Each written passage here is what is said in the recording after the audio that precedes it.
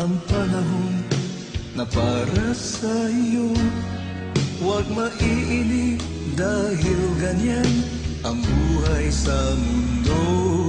Huwag mawawalan ng pag-asa, darating din ang ligaya. Ang isipin mo'y may bukas pa na mayroong saya. Kabiguan, hindi hadlang upang tumakas ka. Huwag kang iiwas pang nabibigo, dapat na lumaban ka.